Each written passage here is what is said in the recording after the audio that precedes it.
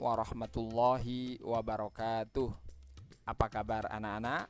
Semoga kita semua selalu sehat dan selalu dalam lindungan Allah Subhanahu wa Ta'ala. Amin ya Rabbal 'Alamin.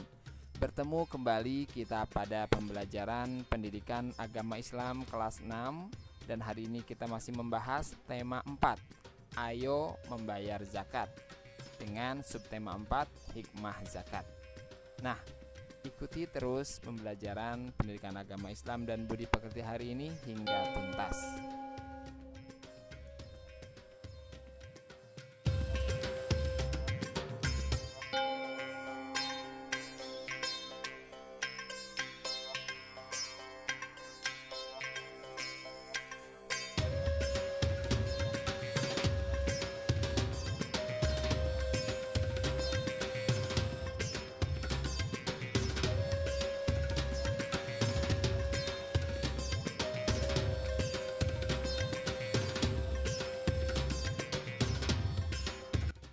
Sebelum dimulai pembelajaran hari ini, mari kita berdoa terlebih dahulu. Berdoa mulai. Bismillahirrahmanirrahim. Raditu billahi rabba wa bil islami dina wa bi Muhammadin nabiyyan wa rasula. Rabbi zidni ilma warzuqni fahma. Amin ya rabbal alamin.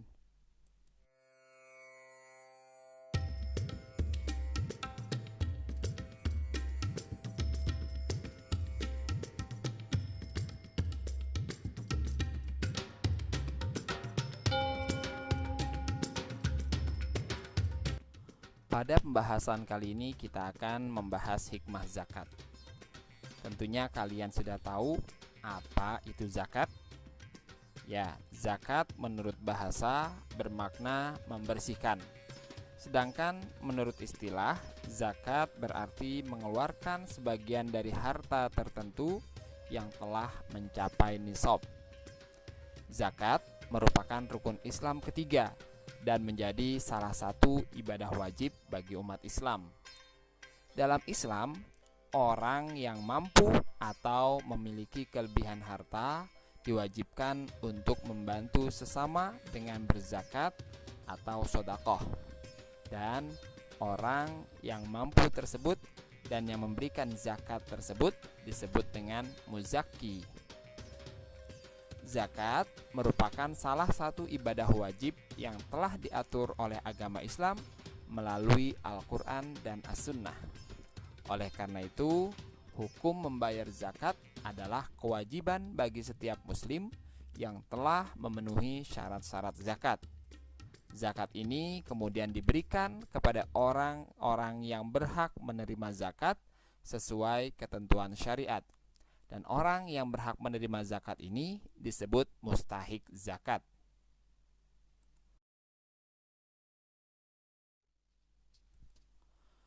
Di dalam Al-Quran surat At-Taubah ayat 60, Allah Subhanahu wa Ta'ala telah menjelaskan tentang golongan orang yang berhak menerima zakat atau yang disebut mustahik zakat. Allah Subhanahu wa Ta'ala berfirman, A'udzu billahi minasy syaithanir rajim. Bismillahirrahmanirrahim. إنما الصدقات للفقراء والمساكين والعاملين عليها والمؤلفة قلوبهم وفي الرقاب والغارمين وفي سبيل الله وابن السبيل فريضة من الله والله عليم حكيم. Shadaqallahul azim. Artinya, sesungguhnya zakat itu hanyalah untuk orang-orang fakir, orang miskin, amil zakat yang dilunakkan hatinya atau mu'allaf, untuk memerdekakan hamba sahaya, untuk membebaskan orang yang berhutang, untuk jalan Allah, dan untuk orang yang sedang dalam perjalanan, sebagai kewajiban dari Allah. Allah Maha Mengetahui, Maha Bijaksana. Nah, anak-anak, ayat ini merupakan dalil tentang orang-orang yang berhak menerima zakat, yakni ada 8 golongan orang yang berhak menerima zakat. Pembahasan ini telah kita bahas pada pertemuan sebelumnya, yakni mustahik zakat.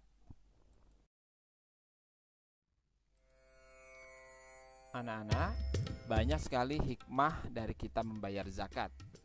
Di antaranya, yang pertama, membersihkan harta dan jiwa bagi pembayar zakat dari sifat kikir, tamak, dan juga rakus. Zakat ini berfungsi untuk mensucikan harta. Kenapa? Karena dengan kita membayar zakat, berarti kita telah mencuci harta yang kita miliki. Karena di dalam harta tersebut terdapat hak milik orang fakir dan miskin. Di samping itu, zakat juga berfungsi untuk membersihkan jiwa dari sifat kikir, tamak, dan juga rakus. Dengan kita membayar zakat, berarti kita telah mengkikis habis sifat-sifat buruk yang terdapat dalam diri kita, yakni diantaranya sifat kikir, tamak atau serakah, dan juga rakus.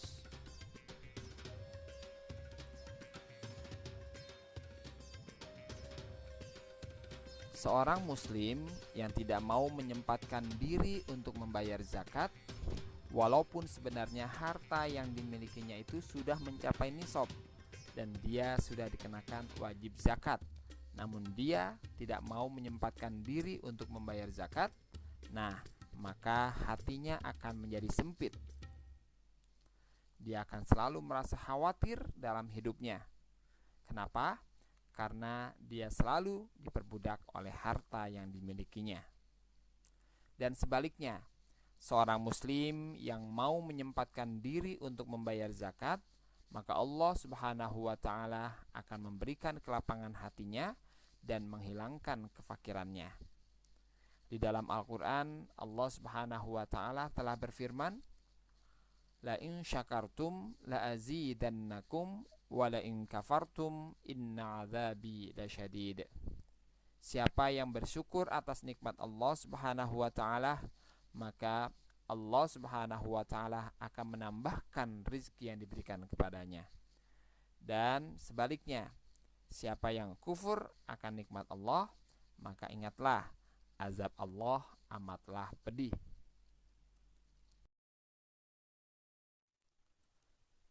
Hikmah zakat yang kedua adalah membantu orang yang kesusahan atau kesulitan dari segi ekonomi. Anak-anak, dengan kita membayar zakat, berarti kita telah membantu orang yang kesusahan dan kesulitan dari segi ekonominya, yakni diantaranya orang yang penghasilannya tidak mencukupi kebutuhan sehari-harinya, atau yang disebut dengan orang miskin. Dan juga orang yang sedang terkena musibah, seperti bencana alam dan juga yang lainnya. Nah, maka orang-orang yang seperti inilah yang harus kita bantu dalam kehidupan mereka. Seorang muslim yang memiliki harta benda berlebih wajib untuk membantunya dengan niat beribadah kepada Allah Subhanahu wa Ta'ala, yakni dengan cara mengeluarkan zakatnya, baik zakat fitrah maupun zakat mal. Membayar zakat merupakan suatu ibadah wajib yang sangat dianjurkan oleh Allah Subhanahu wa Ta'ala untuk dilakukan bagi orang-orang yang memiliki kelebihan harta. Karena di dalam membayar zakat ini terdapat 2 unsur ibadah yang dilakukan oleh orang yang berzakat tersebut, yakni yang pertama, zakat merupakan ibadah yang berhubungan antara manusia dengan Allah Subhanahu wa taala yang disebut dengan hablum minallah. Dan zakat ini juga merupakan ibadah yang berhubungan antara sesama manusia, yakni hablum minannas. Hal ini karena zakat memiliki manfaat dan kebaikan yang sangat banyak untuk manusia. Oleh karena itulah, zakat ini bisa dikategorikan sebagai ibadah yang berhubungan dengan sesama manusia atau yang disebut dengan hablum minannas. Hikmah zakat yang ketiga adalah mendorong manusia untuk berjiwa sosial dan peduli kepada sesama. Manusia adalah makhluk sosial di mana manusia tidak akan dapat hidup sendiri tanpa bantuan dari orang lain. Dengan kita menolong sesama, maka insya Allah saat kita membutuhkan pertolongan, maka orang lain pun akan menolong kita. Bahkan Allah Subhanahu wa taala pun juga akan membantu kita. Oleh karena itu, kita harus mempunyai jiwa sosial yang tinggi.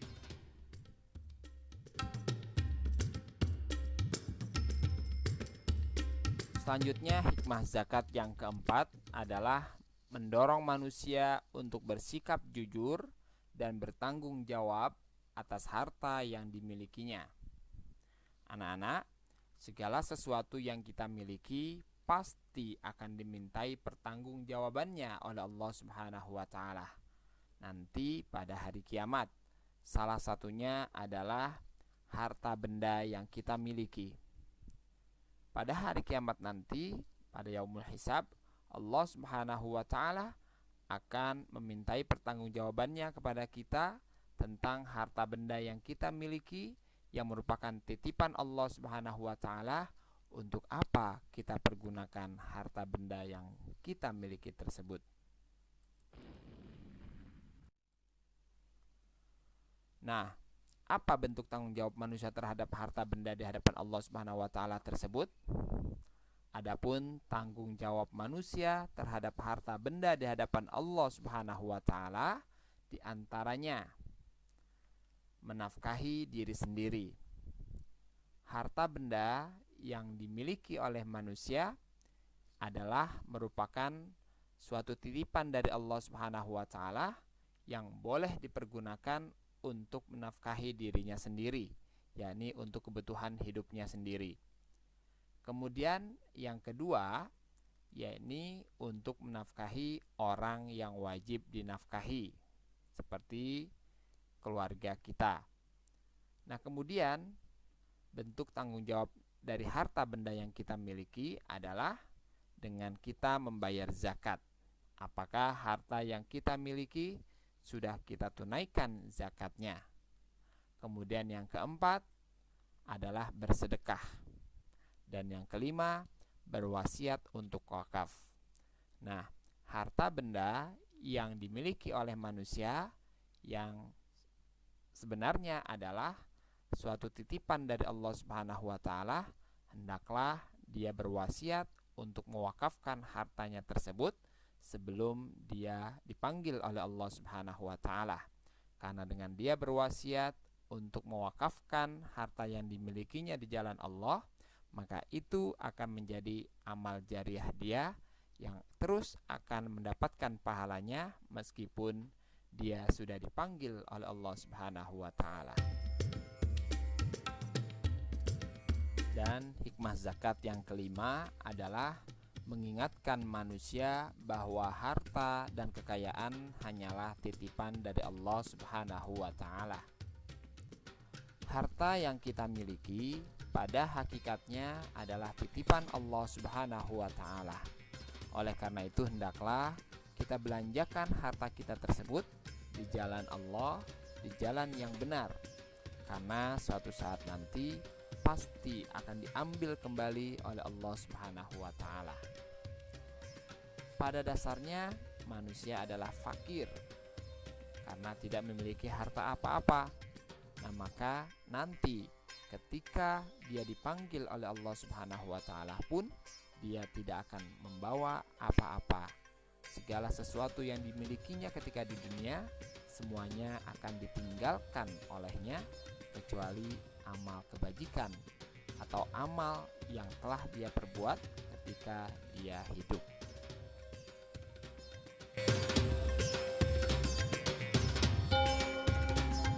Setelah kalian mengikuti pembelajaran tema 4, subtema 4, yakni tentang hikmah zakat, maka selanjutnya silakan kalian kerjakan tugas latihan berikut ini.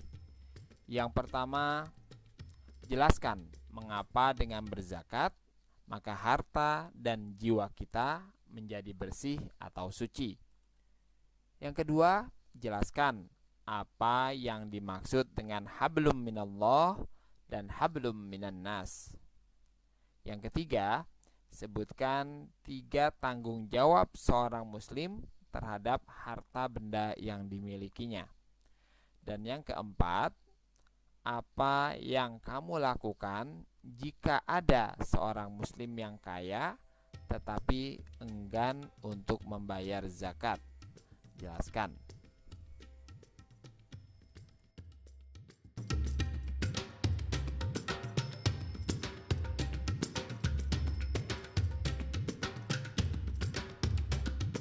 Nah, anak-anak, demikianlah pembelajaran kita hari ini tentang hikmah zakat.